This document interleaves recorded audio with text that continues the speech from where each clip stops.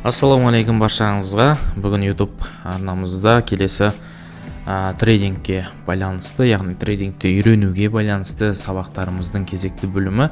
Бұл сабақтан бастап біз анализ жасауды бастап үйренетін боламыз. Базалық деңгейінен бастап, яғни алдағы уақытта өтетін тақырыптарымыз анализ жайлы болады, және плюс ары қарай тақырыптарды сіздерге өткен сабақтарда көрсеткен болатын, қандай видео болатын.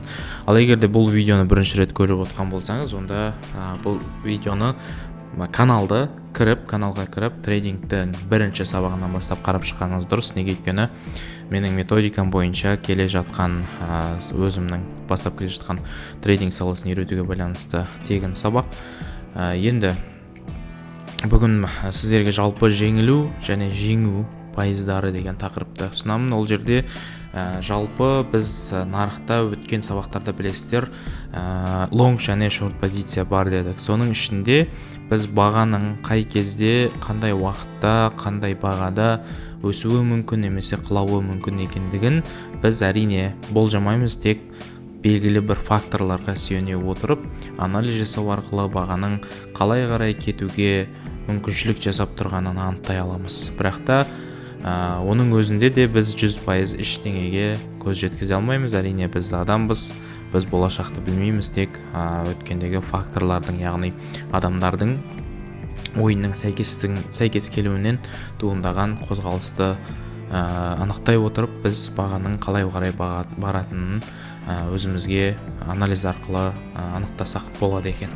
Енді қарайық, мысал ретінде айттық, біз лонг және шорт позициясын қарастырамыз дедік. Соның ішінде бізде сіздерге өткен естеріңізде болса, мынандай график сызып көрсеткем. Яғни мына жерін лонг ашсақ болады, мына жерін шорт ашсақ болады деп, бірақ та жалпы негізінде реальностьқа келген кезде сізде пустой график, ары қарай білмейсіз не болатын. Сіз дәл не істейсіз, бағаның или өсетінін, или құлайтынын анализ жасай алу керексіз. Енді жалпы трейдинг бұл екі кнопканы баса беру емес, яғни buy sell, купить продать деген кнопканы баса беру емес. Трейдинг бұл қай уақытта сатып алу керек, қай уақытта сату керек, соған байланысты сауда. Енді қараңыздар, жалпы мысал ретінде қарапайым анализден бастайықшы. Өмірдегі мысал ретінде сіз базарға бір ай бойы бар картошканың бағасын зерттеу жасадыңыз. Понедельник күні барсаңыз баға қымбат екен, вторник күні барсаңыз сәл понедельниктен арзандау, или вторник базар жабық болады дейік мысал ретінде. Среда күні барсаңыз жаңағы баға қымбат болып тұр екен, четверг күні сәл арзандау, жұма күні арзан екен, өте арзан. Суббота, воскресенье күндері шамамен понедельникке ұқсас бағалар болады екен. Сөйтіп, не істейсіз? Бір ай бойы барып шығасыз, бір айдың ішінде сіз қандай қорытындыға келесіз? Тура именно жұма күні картошканың бағасы басқа күндері мысалы 250 болатын болса, жұма күні картошканың бағасы 200 бен 180 теңге аралығында килограммы сатылады екен деп, примерно өткен бағаларға қарай отырып анализ жасайды екенсіз. Яғни сіз бағаны мұнан түсірмейді екен, ең төменгі баға осыдан төмен түсірмей адамдар сатып алады екен деген анализ жасайсыз. Еще қай күндері, мысалға жұма күндері деп өзіңіз қарапайым бір анализ жасап алдыңыз делік. Дәл солайда біз бұл жерде бағаның қай бағадан келген кезде сатып алынатынын, қай бағаға келген кезде сатылатынын анықтай аламыз. Яғни қай бағаға келген кезде арзан болды, арзан кезінде қалай сатып алады, то есть арзан қай бағадан сатып алады адамдар, қай жерден сатып алады, соларды анықтауға болады. Бірақ олардың өзі мысал ретінде алайық, белгілі бір, мысалға мына жерде белгілі бір мысал зона бар дейік. Осы жерге келген кезде баға қайта төменге қарай түспейді. Бәрі мына жерге келген кезде сатып алады дейік та, мысал ретінде. Сосын мына жерге келген кезде баға өсіп кете беретінін ескере отырып, мен отырмын, сіз отырсыз, әлемдегі барлық адамдар отыр, барлығы осы жерге келген кезде баға өседі деп барлығы сатып ала береді. Сөйтіп барлығы сатып ала бергеннен кейін не істейді? Баға барлық адамның ойы бір жерден сәйкес келгендіктен баға өседі. Енді ол нәрсені түсінбес бұрын біз мынаны білу керекпіз. Жалпы баға қай кезде өседі? баға қай кезде өседі, баға қай кезде түседі, соны қарастырайық. Яғни бағаны өсіріп түсіретін кімдер? Бағаны өсіп түсіретіндер сатып алушылар мен сатушылар. Мысал ретінде алайық, сіз базарға бардыңызда айғайлап жүрсіз, мен 10 тонна жаңағы помидор сатып аламын деп мысалға жар салып жүрсіз да. Содан не істейді? Барлық сатушылар, бізде сатып алушылар бар екен, сатып алушылардың сұранысына ие болып тұрмыз дейді да, бағаны не істейді? Өсіріп жібереді да. Яғни сатып алушылар көп болатын болса, баға не істейді? Баға өседі. Ал егер де сатушылар көп болып кететін болса, онда баға құлайды. Яғни нарықта солай. Бағаны сатып алушылар көп болса, бағаны өсіреді, сатушылар көп болса, бағаны құлатады екен. Яғни трейдингта, жалпы биржада нарығында солай жұмыс жасайды. Сатып алушылар көп болған сайын баға өсе береді, сатушылар көп болған сайын баға құлай береді екен. Яғни нарықта екі жақ қана бар, үшінші жақ жоқ. Яғни екі жақ қана бар, сатып алушылар және сатушылар. Бағаны қозғайтындар кімдер? Сатып алушылар мен сатушылар. Сатып алушылар бағаны өсіреді, сатушылар бағаны құлатады. Осыны түсінуіміз керек болады. Яғни нарықта егерде сұраныс азайып болғанда қалай? Паника болып дейік, мысалы жаңалық болып, мысалға Tesla компаниясы банкрот болғай жатыр десем, мысалға адамдар не істейді? Барлық акцияларды сатып бастайды. Ол сатылған сайын баға акцияның құны не істей береді? Құлдырай береді, құны кете береді, сөйтіп баға құлай береді, яғни сатыла бергеннен кейін. Ал Tesla компаниясы осындай үлкен оборот жасапты.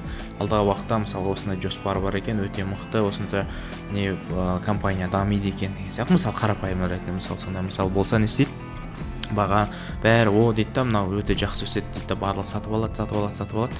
Не істейді? Баға өседі. Яғни сатып алушылар көп болса баға өседі, сатушылар көп болса баға құлайды екен.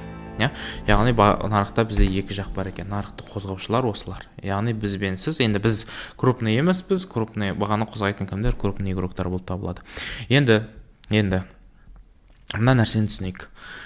Жалпы лонг және шорт позицияны ашар алдында біз бағаның қалай қарай кетуіне себепші болатын подтверждениялар іздеу керекпіз. Яғни сіз просто так екі кнопканы баса бермейсіз, сіз не нәрселерге жүгінесіз. Мысал ретінде алайық. Мысал ретінде сіз просто так сделка салдыңыз. Анализ жасаған жоқсыз, ештеңе қараған жоқсыз, просто алдыңыз да сатып алдыңыз дейік. Мысалға сатып алдыңыз или саттыңыз, позиция салдыңыз дейік. Именно ол кезде сіздің жеңу және жеңілу, яғни сіздің пайда табуыңыз или пайда таппауыңыз, яғни жеңу және жеңілу пайызыңыз қанша болады? 50-де 50 болады. 50-де 50 болады. Неге? Өйткені сіз ештеңеге сүйген жоқсыз. Может повезет, яғни мүмкін сізге жаңағы сәтті болып кетіп, сіз жеңіп кетуіңіз мүмкін, яғни пайда тауып кетуіңіз мүмкін, немесе ұтылуыңыз мүмкін. 50-де 50, яғни белгісіз. Енді егер де осы бойынша жасай беретін болсаңыз, сізде не болады? Күндердің күнінде сіз ұтыласыз. Неге? Өйткені сізде ешқандай подтверждение жоқ. Ал енді біз жеңу пайызымызды көтеру үшін не істесек болады? Енді қарайық. Біз белгілі бір позиция ашар алдында жеңу, яғни пайда табу пайызымызды, яғни арттыруымыз үшін қандай подтверждениялар бар? Мысал ретінде, ең бірінші кезекте қарауымыз керек. Мысал ретінде свечадан бастайық. Яғни свеча, одан кейін уровень, сосын тренд, структура дейік. Сосын жаңалық. Жаңалықтан бұрын нені айта кетейін? Жаңалықты общий былайынан жазып қойсам болады. Яғни қанша подтверждение бар, ең бірінші кезекте жаңалыққа қарап көреміз. Сосын стратегиялар бар, Smart Money бар, Smart Money Concepts бар, ICT, сосын тағы басқа. Жалпы теханализ дей салайын. Мынандай бар. Мысал ретінде. Енді қараңыз. Бұл негізі өте көп ішінде. Smart Money-ның ішінде қанша нәрсе бар, жазу керек. Өте көп нәрсе бар. ICT-да қанша нәрсе бар. Жалпы теханализде айту керек нәрселер өте көп. Сіздерге бастапқы мына үшеуін айтып өтейін. Яғни біз біріншіден сіз свечалық қозғалысына қарадыңыз. Жалпы свечаға қарап біраз болсын неге анықтауға болады, яғни сатып алушылар мен сатушылардың әрекетін бақылауға болады, яғни қандай әрекетке көшкелі жатыр деген сияқты да. И бұл шамамен бізге бір емес 2% аралығында жеңуге мүмкіншілік берсін дейді. Уровень плюс 10% жеңуге мүмкіншілік берсін дейді. Тренд плюс 5% жеңуге мүмкіншілік берсін дейді. Мысал ретінде. Так, стратегиялар плюс шамамен даже 30% жеңуге мүмкіншілік берсін дейді. Енді санайық. Қанша болады? 30, 35, 45, 47. Яғни мынаған қанша қосылды? 47% қосылды. Яғни сіздің жеңу шансыңыз артты. Не себепті? Өйткені сіз ештеңе қарамай ашқан жоқсыз. Сіз не істедіңіз? Свечаға бір қарадыңыз, уровеньдарды анықтадыңыз. Алдағы уақытта осының барлығына жеке сабақ тоқтаймыз. Уровень дегенде свечалға анализ қалай жасаймыз, уровеньмен анализ қалай жасаймыз, тренд структурамен қалай жасаймыз, смарт маниймен қалай жасаймыз, ICT-мен қалай жасаймыз. Жалпы анализ толық, яғни қалай жасалынады. Мына жерде ең маңыздысы стратегия, өте маңызды болып табылады. Яғни осылардың барлығы сізге плюс 47% жеңуіңізге мүмкіншілік берді дейік. Енді не болады? Мына жерде сізде жеңуге қанша болды? 97%. Мына жағы уже нешеге 3% азайды. Яғни сіз 97%-да сізге ұтуға мүмкіншілік бар. Ал 50-50-ден гөрі сізде уже 97%-ға дейін ұтуға шансыңыз бар. Неге? Өйткені сіз просто қараған жоқсыз, сізде подтверждение бар, сізде подтверждениялар бар. Яғни қаншалықты көбірек подтверждение бар, соншалықты сіздің сделкаңыз плюсқа шығуына мүмкіншілік бар екен да. Яғни осы арқылы біз өзіміздің жеңу және жеңілу пайызымызды арттыра алады екенбіз.